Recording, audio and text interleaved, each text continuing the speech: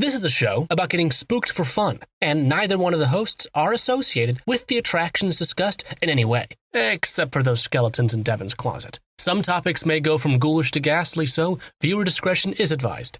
Welcome to the Great American Scream.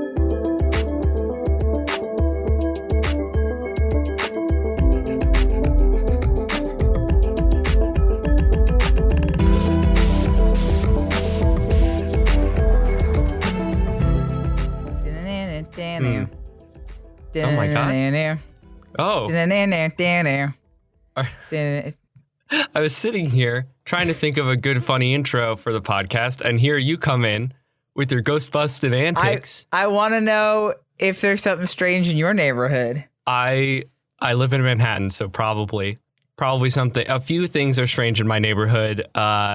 There is a car garage 2 doors down from my place that has a stuffed dog, but not like a stuffed animal dog, not like a taxidermy dog, not like an accurate dog, just a stuffed facsimile of a dog laying as if he were at some point a guard dog, but he can't be a guard dog because he's stuffed. Okay. Is there something strange going on in your neighborhood, Adam? Not stranger than that, but okay. I guess then my follow-up question is that who are you going to call? I guess I could call.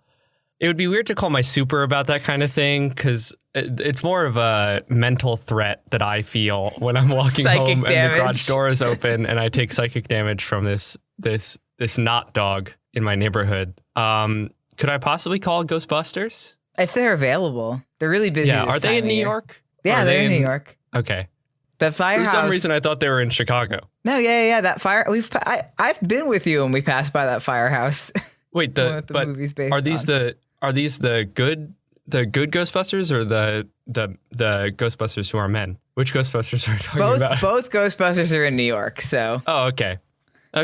Well, anyway, this is a Great American Scream. Hello, my name's Devin Wright. My name's Adam O'Connell. And interestingly, since we're talking about ghosts, I found a cool statistic that kind of surprised me.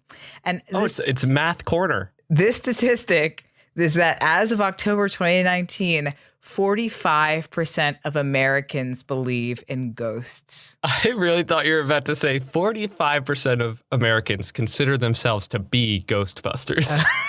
Are qualified, trained, licensed Ghostbusters. That statistic is only slightly surprising to me. That's pretty darn high. I feel like there's definitely a subset of the populace who are not religious like myself, but are pro-ghost. Okay. And I bet it's a larger group than people think, because when people tend to think of atheists, they think of those annoying YouTubers who are secretly fascists, but they just like to poop on religion all the time. But most of us are just kind of don't believe in a god, but maybe ghosts are there. Yeah, you know? But that does mean that if you don't believe in ghosts, almost half the people that you know probably do. Yeah, look to your left, look to your right. All of you believe in ghosts. Sorry. I think. Wait, I have a better one. Look to your left, look to your right. One of those people if you don't believe in ghosts, one of those people does, and the other one is a ghost. I also think so this is, I think, slightly surprising just because of the number, but also ghost hunting shows. They're not as popular now with the advent of true crime and stuff, but ghost hunting really had a peak in the late aughts. It was big. It had its day for sure. I felt like it was, again, it's this weird simultaneous, I felt like they were always on after Mythbusters, which is so odd because Mythbusters is a show about debunking silly stuff and ghosts are kind of silly. So after the show where they debunk stuff, then they're here's some other silly stuff that we're going to not debunk, you know? Yeah, that's fair.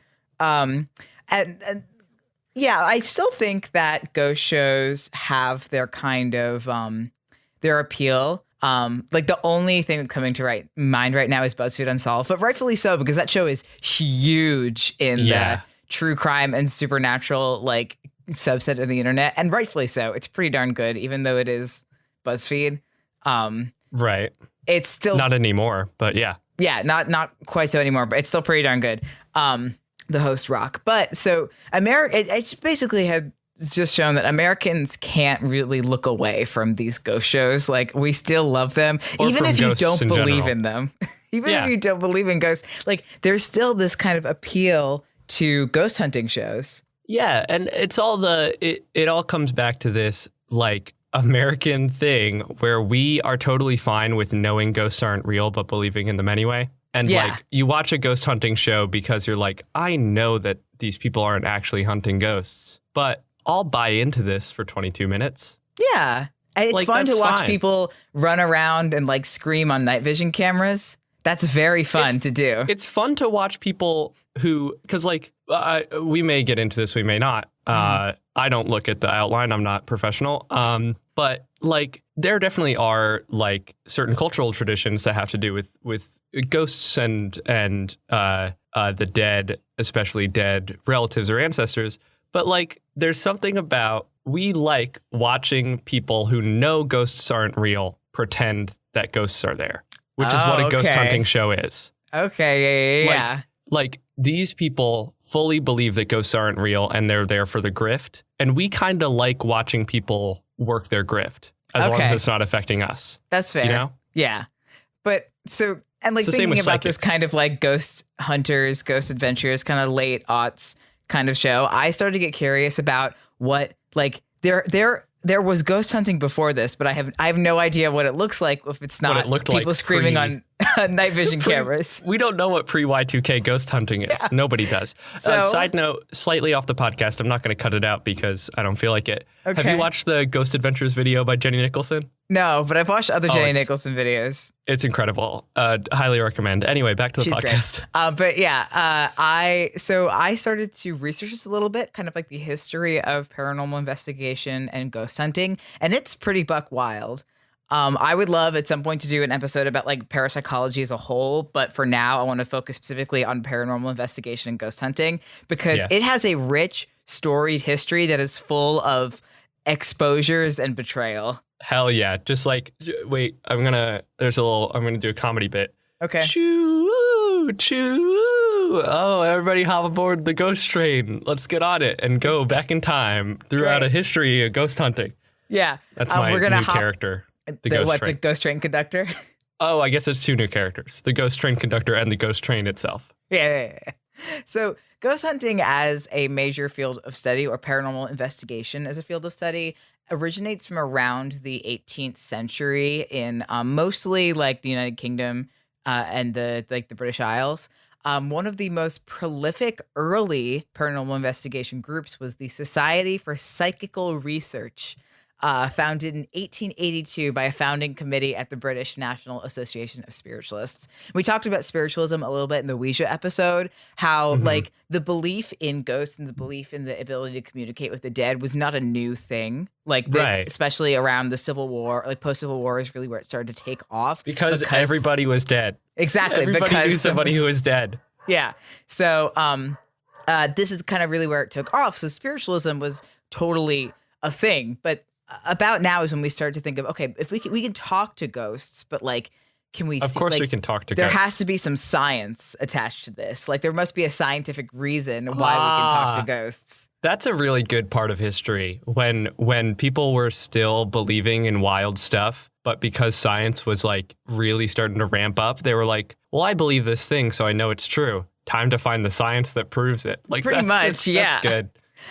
It's the first president of the Society for Psychical Research was Henry Sidgwick, who is a utilitarian philosopher. And the purpose, The names Yeah. are so good. The names are gonna get better. Like Society of Psychical Research is wild and weird. Not a word, but good for you. Henry Sidgwick. That sounds like a also bad good. guy in like a what's the treehouse that goes through time Magic Treehouse. books? Magic Treehouse. It sounds like a bad guy in one of those.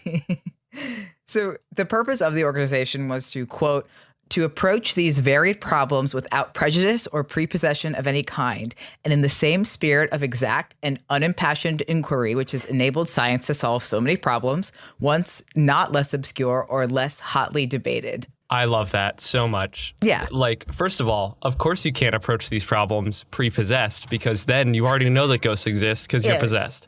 Yeah. And unimpassioned is something that ghost hunters have lost. I would say that all ghost hunters now are very passionate. Yeah. So basically, the idea of this organization was that all science is created equal, whether it's psychical or paranormal or whatever. It's that science is science, and we're going to apply the scientific method and scientific studies to this as if any other thing, because evolution was happening at the same time. So yeah, that's the pseudoscientists today don't do that last part. They just say that all science should be equal, and then when you say, okay, then let's use the scientific method, and they go, no. So it basically primarily focused on hypnotism, telepathy, apparitions, haunted houses, seances, and also the idea of a vital life force or like a soul that, of course, could be, I guess, removed from humans. The breath of God. Yeah. So the SPR actually coined the term telepathy.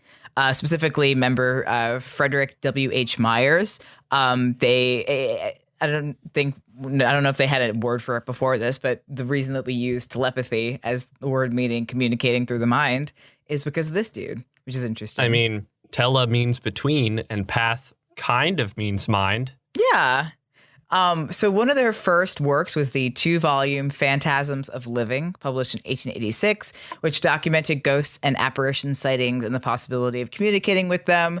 This journal was actually generally accepted by the scientific community, not entirely. Like, it was, of course, criticized that it did not have enough evidence to support its claims, which is basically like the biggest thing about a lot of paranormal investigations. But like, scientists at this time, like, scientists could also be spiritualists.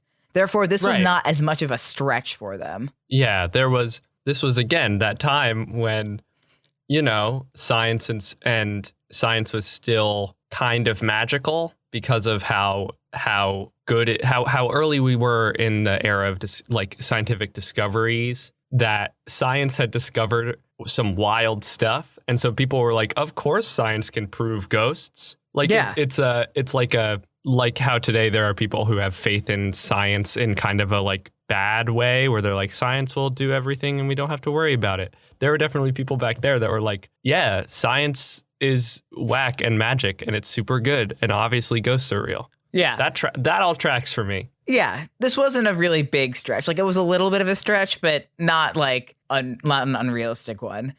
So the SPR went to publish multiple works in the early 19th century and launched a lot of investigations into famous like haunting and ghost cases, like the Enfield Poltergeist and the Borley Rectory. But honestly, a ton of their work was in myth busting and medium debunking, very specifically medium debunking. Yes. But like, don't get too excited, because their whole thing was not like mediums aren't real. It was you specifically are not a real medium. Yeah. Like, we know what real mediums look like. Yeah, and exactly. You're not one.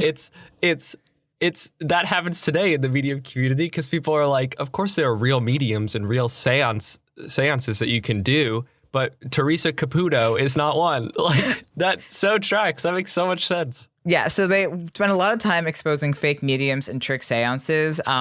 They allegedly had a very strict standard of proof. I was not able to find in my research what that proof was, but apparently it was so strict that so they once debunked a very high profile medium named William Hope, which led to SPR member Sir Arthur Conan Doyle, noted author of Sherlock Holmes, to why did you wait to tell us that? To lead a mass resignation of 84 members of the society, accusing them of being anti-spiritualism and for their like parameters of what's a real medium being way too strict.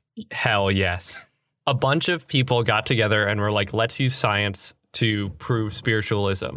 And then as the science started to come in, there were two camps. People who were like, spiritualism is real and this is the goal. And the other people were like, I'm starting to think that science is disproving this thing. And they're like, all right, that's where the science goes. Good for them. That's so cool.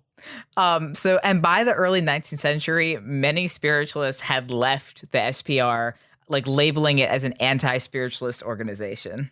Yeah, I guess they were doing science. Yeah, and they're not happy about it. The SPR still exists today. Good. Skeptics continue to pretty relentlessly dunk on them. However, they say on their website that they don't hold a stance on whether or not this phenomena is real, like paranormal phenomena. They just exist to research it, which their founder was a utilitarian. Of course, that's the whole idea. Yeah. It's like, well, science is dispassionate, whatever. Yeah, and also anybody older than 16 can join the SPR, and there are discounts for students and senior citizens. Membership gets you access to their library, their lectures and events, and the quarterly issues of their journal. And it's only £30 annually because it's a UK organization. That's Go nuts. so good. That's like $3 a month. Yeah, to get like access to a ton of research. I'm going to cancel my subscription to the New York Times and join the SPR. Join the SPR instead. So how do we get from the SPR to Ghost Adventures was I guess then my next question. So okay. One of the first major published works about ghost hunting specifically, kind of like getting documented proof that I saw ghosts and ghosts are real, was called Confessions of a Ghost Hunter, who was written by British psychic Harry Price in 1936. Now, Price was a longstanding member of the Ghost Club, another British paranormal investigation that actually... I love that. Yeah, they were another British Paranormal Investigation Society that actually predates the SPR because it was founded in 1862. That's so good. I love British people. I don't want to come down on either side on British people. Certain people I know are very Anglophobic, and it works for them. But specifically the way they name stuff is so good. Just being like, yeah, we're a bunch of people who love ghosts. We're the Ghost Club. That's it. I would get that called on like the back of a Letterman jacket. That'd be so good. The Ghost Club is what we should have called this podcast, Adam. You can't. It still exists. Well, that's true. But I mean, would they really come for us? I don't know. I'm so into it. It's great. I love it. And I also I want my question for this podcast that I've just come up with almost 20 minutes in is what's the difference between ghost hunting and ghost busting? And that's the question I'd like us to answer at the end of this podcast. Keep going. Okay, great. So two of the founding members of the Ghost Club were Charles Dickens and Arthur Conan Doyle, obviously. So they dissolved in the 1870s after Dickens died because he was apparently really kind the of glue. like the vital force of this club. But it has had some revivals. It was notably revived by Harry Price in 1937, and they still exist today. They meet annually, although they're not nearly as prolific as the SPR. As the SPR is kind of more accepted as like the scientific organization. The Ghost Club is a little more pseudoscience-y. Current and past members of the Ghost Club, W.B. Yeats and Peter Cushing. Hell yes, from the Peter Star Cushing. Wars. Yes, absolutely, Peter Cushing. Oh my God. Current member of the Ghost Club. So Price, in addition to being a member of the Ghost Club, was also a member of the SPR.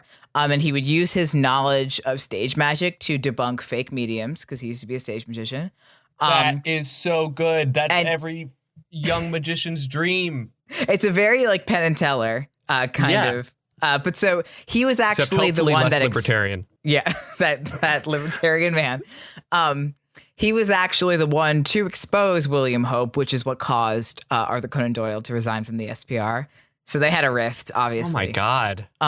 So he would then go on to leave the SPR and then formed the National Laboratory of Psychical Research in 1926 to rival them specifically. Very good. Basically, he basically made the same thing, but he's like, now I'm in charge and I want to run you all out of business.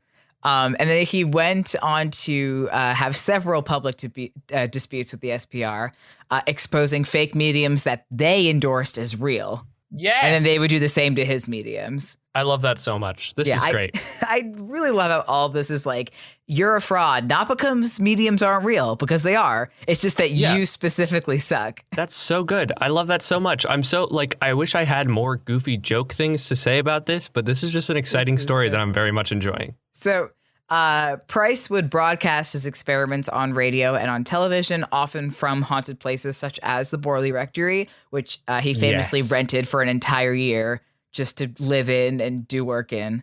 It's considered one of the most haunted buildings in England. And he would ask so-called mediums to perform their powers under specifically requested circumstances. Consequently, none of said mediums were ever able to prove their abilities under Price's circumstances. And I read a couple of case studies for some experiments that he conducted. And I would like to give some details about his most illustrious case because it is buck wild. Please. So this was the case of Helen Duncan, who was a pretty famous medium at the time that he put to test in 1931. So during her seances, she would regurgitate this tube of ectoplasm, like this long white tube from her mouth, which Price suspected. Like I want you to think of like the clown pulling like the rags out. It was like a continuous tube of just a long ectoplasm. white tube. Yeah. So Price suspected it to be a roll of cheese. Yeah. Wait. What? Cheesecloth, not cheese. To what end? Like, why did she regurgitate a long tube of ectoplasm? For what purpose in talking to ghosts is a long tube of ectoplasm? When she regurgitated it, did she like roll it out and it had a message from the ghost? Like, no, I don't think it assisted her in talking to the goats. I think the ghosts. I think it assisted her in convincing the rest of the table that she was talking to the ghosts. It wasn't for the ghosts. It was for them. Unrelated. They're unrelated. She's like, of course I could talk to ghosts. Sorry. It's like a side effect of talking to ghosts. She's like, okay, that one makes sense. The idea that she was just like, y'all don't believe me? Watch this. Okay, so Price suspected that it was a roll of cheesecloth that she was hiding in her mouth and then producing.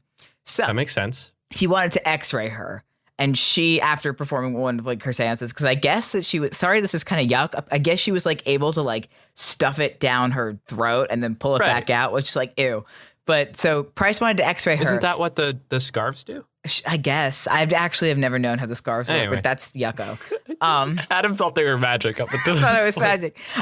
So she reacted so violently at attempts to x-ray her that she ran out of the laboratory and made a scene out on the street until her husband had to subdue her, which of course ruined the controlled environment of the experiment. So they had to test her again. And the way they tested her is they had to strap her to a chair so that she wouldn't, while she was doing the seance, so she wouldn't like run out.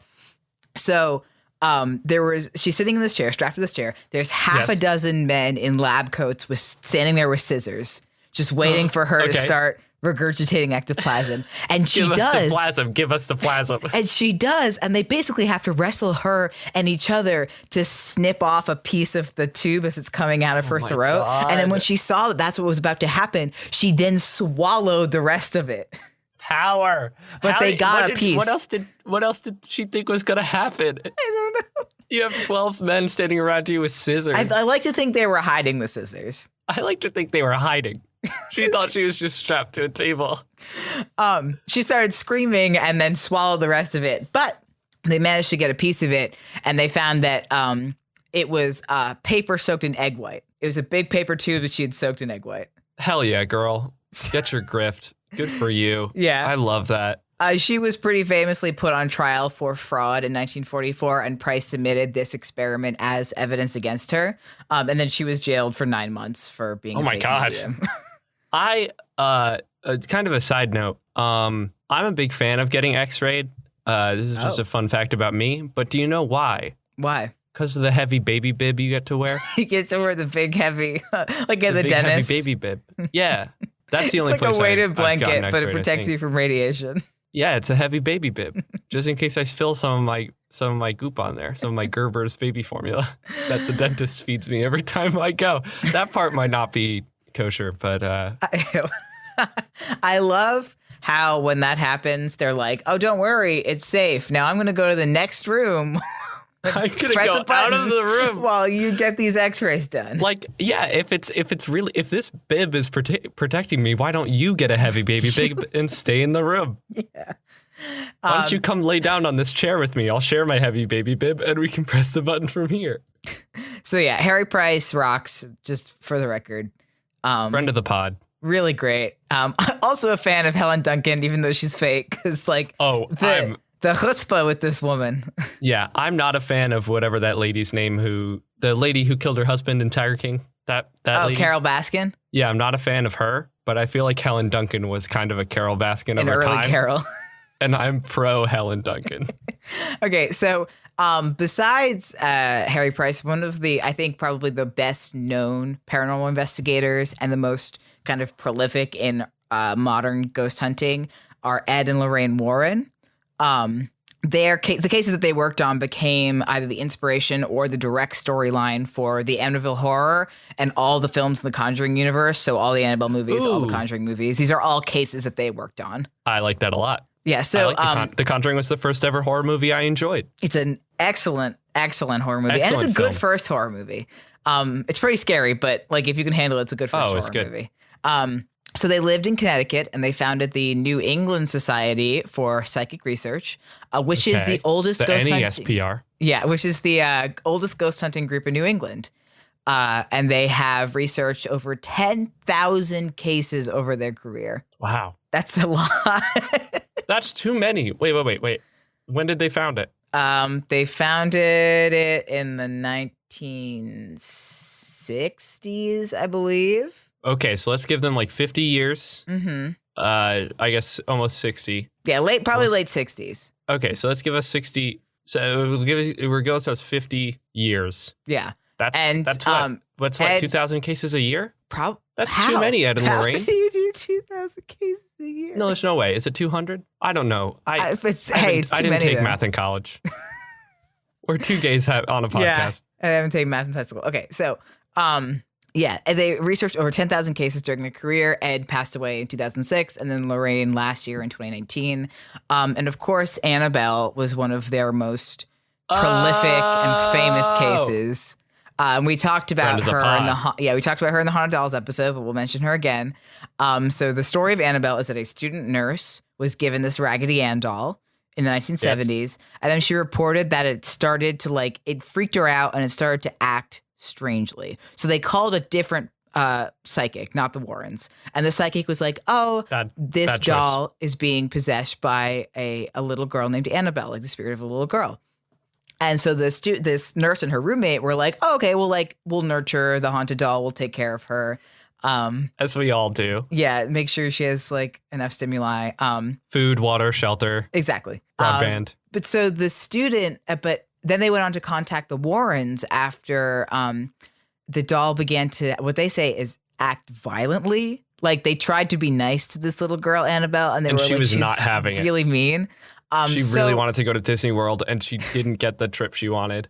Yeah, so the Warrens came and investigated and decided that actually it was not the spirit of a little girl named Annabelle. It was a demon. Because when demons possess things, they often disguise themselves as spirits of children in order to gain the trust of whoever. I feel like demons get a bad rep. I feel like demons are just kind of around and just kind of chill people. And I think that maybe this is just a bad, I almost said a bad word, a cuss word, which I don't want to do on this podcast. It's a family show. Just a kind of a stinky kid who's being a little stinker. Okay. And maybe demons are okay. Well, regardless, the Warrens took Annabelle into their custody and they moved and raised her. And who was that girl? Elizabeth Warren.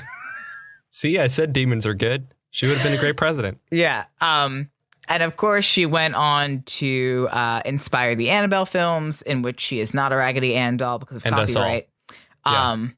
Yeah, the Warrens were primarily demonologists before ghost hunters specifically. Most of the you'll notice this pattern with most of their most famous cases is that they get called because they think there's a ghost and they come no, this ghost is actually a demon. That's basically how Demonology was my favorite of those series of ology books that we read as kids. Egyptology, dragonology.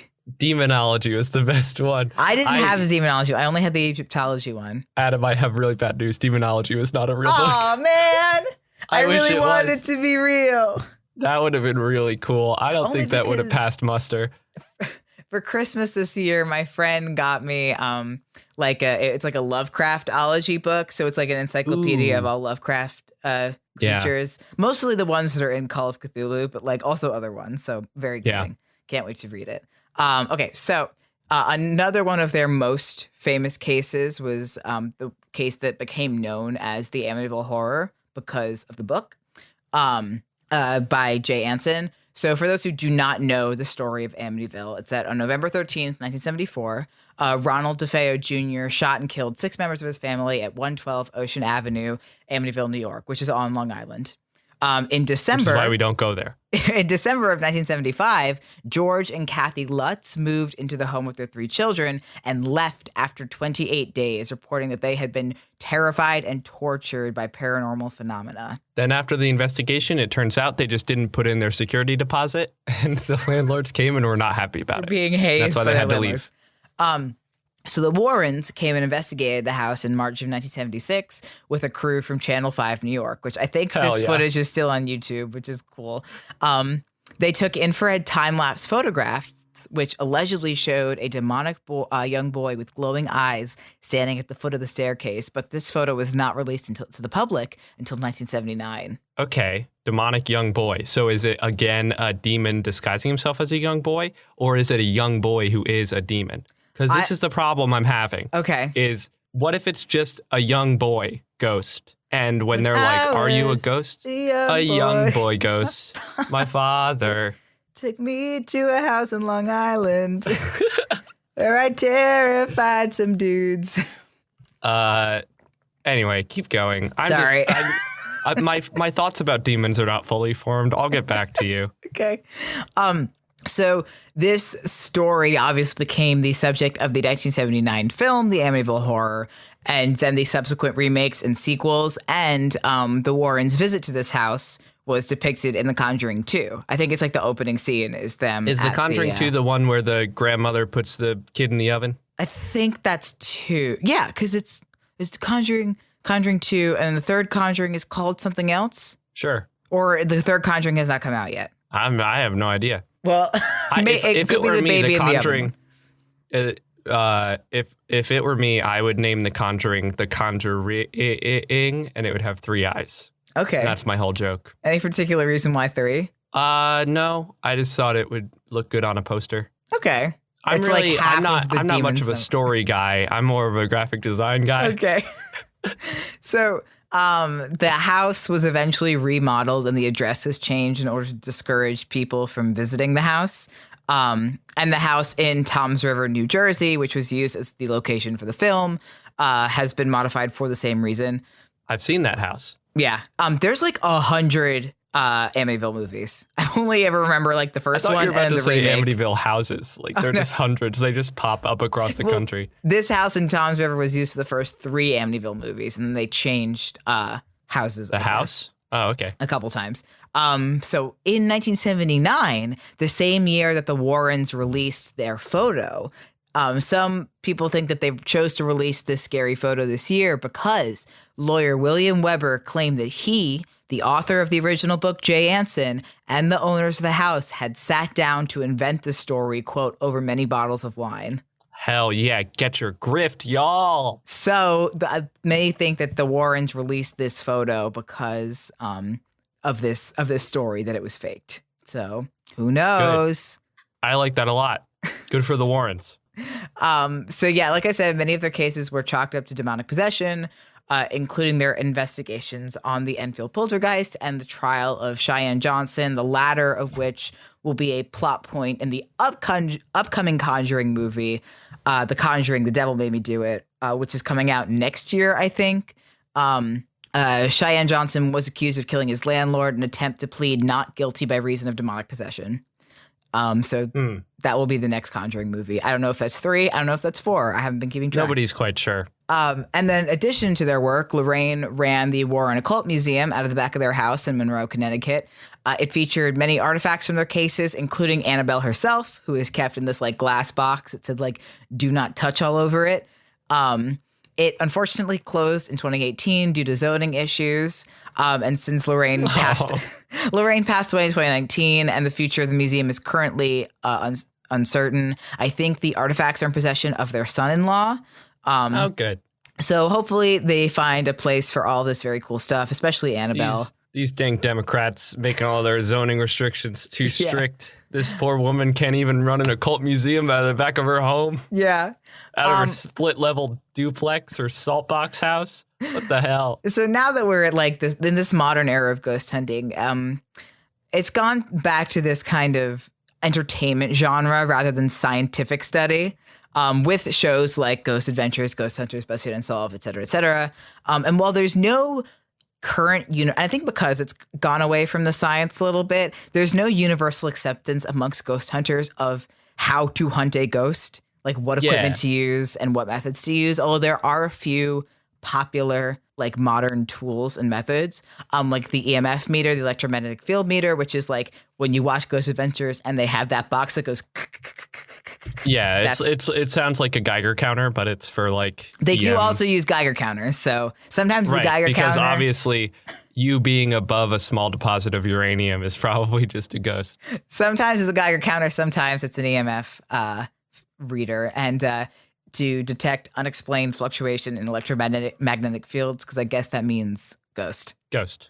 Also dowsing rods, which we talked about whenever we talked about psychic mediums, we talked about dowsing rods, those two L-shaped metal rods that you're like cross if Jeffrey Dahmer is speaking to me, and then the things cross and it's like, oh, it's the ghost of Jeffrey Dahmer. And those are also dictated by like the we talked about amnesia. The psychomotor effect. Yeah. The ideomotor effect. Yeah. Also, thermographic cameras are pretty popular, used to detect and visualize temperature changes during an investigation. I didn't think ghosts would give off heat. No, they make cold spots. Oh, very cold spots. These are all also along with the next one, because I do have the outline up, which is the ghost box, which is like it's just a radio. But Phasmophobia is a video game that's become very popular, especially on Twitch, where you and 3 friends like each grab one of these tools and you go into a house and like try to find the ghost there and like categorize what kind of ghost it is. It's a very good game. Ghost box, it is a radio. It has a frequency scan mode that allows hunters to communicate with spirits. And the way that it works is that I think that the spirits allegedly scan the surrounding radio frequencies to look for words or sound bites from different broadcasts to communicate what they want to say, which is very cool. It's very cool. I mean, I'm very impressed by these ghosts, like keeping up with the times, you know? Yeah, they do use that one on BuzzFeed Unsolved a lot. Like soon you'll have to bring a laptop that's open to Twitch, and then the ghost will send out certain emotes. Yeah. And it'll be like Monka S, and you're like, oh, the ghost is here. Yeah. The ghost isn't here. What was this question that you posed? What's the difference between ghost hunting and ghost busting? Okay, so I think ghost hunting is you are setting out to. I think they can coexist. They can be one after the other, because ghost hunting is you are specifically going out to find and prove the existence of said ghost and wherever you are hunting them. Ghost busting is therefore going in to destroy or get rid of the ghost. Get rid of said ghost. So most ghost hunters, like paranormal consultants, would be considered both ghost hunters and ghost busters. Yeah, I think a lot of people like the Warrens, and a lot of modern mediums and hunters will give you like methods of like, here's how to get rid of this poltergeist that's in your house or whatever. So in a way, they are also busters. We're all ghost busters, really. And are we all? We're all ghost hunters. We're all ghost hunters. We're all ghost busters, and we am all afraid of no ghosts. And we are dancer. So there. This has been The Great American Scream. Thank you so much for listening. If you enjoyed this episode, please leave us a rate and review on iTunes or a follow on Spotify. Also, we have a Patreon at www.patreon.com/greatscreampod. We have tons of cool stuff. Our first sticker just went out. It's a Scare Safely yield sign. And next month we have a piece of art of the man in the fields, and it's very adorable, drawn by @ConductorGav on Twitter. Adam, can you pimp our social medias, please, if you would? Yes, you can check us out on Facebook at The Great American Scream, or more frequently on Twitter and Instagram at Great Scream Pod. Send us if Adam's you have been killing it with the tweets. if you have your favorite ghost shows. or your favorite ghost hunters, please send them our way. You can tweet at us or post using the hashtag TGAS. And as always, if there's something that you would like to hear about on the show, tweet it at us, because your suggestion may become the topic for a future episode. Yes. A special thank you goes out to Michael Segudo, who does the disclaimer, as well as Stevie Viola, who does the intro and outro music, and also to our patrons, who I did not pull up today because I'm a big stinker man who doesn't prepare for his own podcast. And now I'm going to continue talking until I get the list. I have the list. Thank you to Ben, Eric, Casper, Bree, Gail, Joyce, Brucker, Melinda, and Chris. Yes, thank you. We just hit another Patreon goal. Thank you so much. Like, really, yes. Totally unexpected and totally wonderful of y'all to continue supporting the show like this. Thank you so much. Yeah, I don't want to drop the facade of being the goofus to Adam's gallant, but it really means a lot when people not only financial support, but, just general support, replying to tweets or liking tweets or even, downloading the episodes. It makes us really happy. It's so much fun to make this. And as we go into yet another bizarre year of our lives in this new world, this brave new world, we're glad that you have chosen to spend at least some of your time with us. So thank you. I've been Devin Wright. I've been Adam O'Connell. And hopefully you have been spooked, but allegedly and under strict burdens of proof placed on us by Harry Price and not Arthur Conan Doyle. Screw that guy. That guy. But do it safely.